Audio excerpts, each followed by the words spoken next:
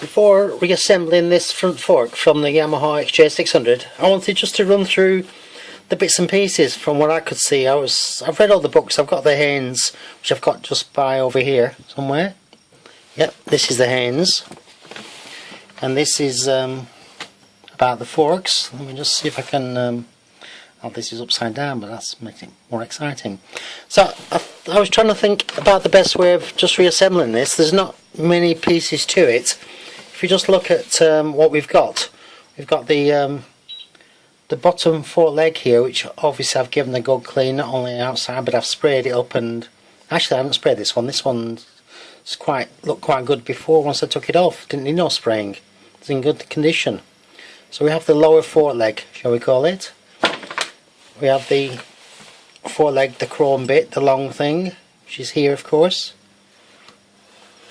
And in fact I've just discovered these two bearings at the bottom, according to the book, this larger one here is called the inner tube bushing. And in fact last night I ordered on the internet, ordered two replacements, because this one looked, it's showing sort of the coppery colour here, and then it's sort of dark over here.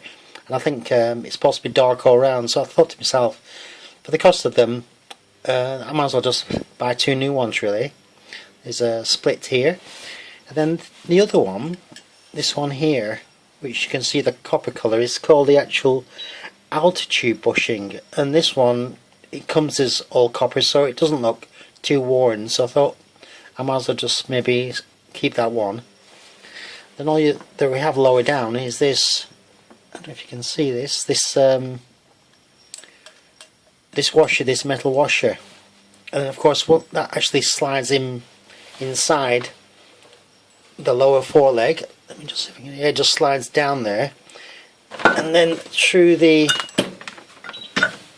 centre of all that is this damper rod, this is the one I had all the trouble undoing. So all the damper rod is, it's got a little kind of plastic thing here. It's got a little spring, and of course this is where the screw bolts into. This is the lower screw, the old one with the copper washer, which obviously just screws into there, and which can be a bit of a pain in the neck to get out. And I've bought some new screws on the internet, which I hope will be fine and fit with the washer of course. So this actually slides down inside the metal tube, and it comes out of course in the bottom of this. So this actually comes down to the bottom here, and that's where you screw it in. The bolt screws into it down the bottom. So that is all the sort of bits and pieces to it. So it seems to me I've still left the old, let me just turn it around so I can see it better. This is the actual old seal. So I'm obviously just going to slip it off, make sure I get the new one the right way around. Take these three pieces, put them together, which is a 2-minute job. Then once I've got that far, all I'm left with is the spring, the spacer, and another metal washer, and of course just the top cap thing. So in a way there's not very much to this fork really. It's quite easy. I think the important thing is that they're on about cleanliness or whatever, but I think the key is to using some paper towel and a wooden stick or something, get all that sludge out down the bottom of there. I think that's quite important, just to they say about cleanliness and make it clean. Well, get a stick down, get the paper towel down there somehow, and get all that cleaned out. And also even inside here, try and clean all this as well. Get it as clean as you can. So my next video, I suppose, will be one reassembling this.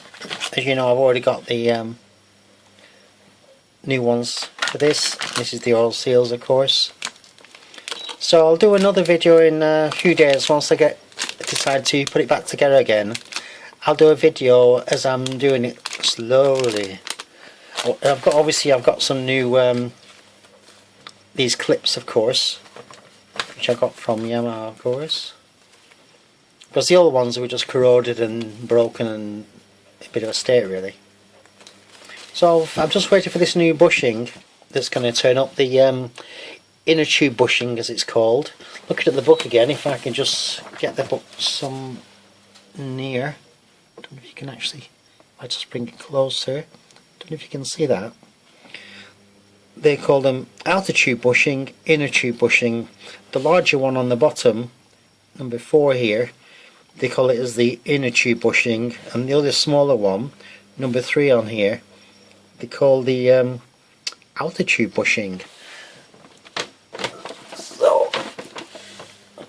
So watch out for the next video when we'll be putting it back together again. We're trying to anyway. Obviously I've got some new fork oil for it, some 10W for it, and I know the measurements, which when I took the oil out wasn't correct. I think it's something like 375 or something milliliters. And I'm going to obviously measure from the top of these. It says you measure it without the springs. You measure from the top of the down here with a. I can just do it with a steel ruler and just check out. I've got the right height as well, just to double check. So that's all for today. See you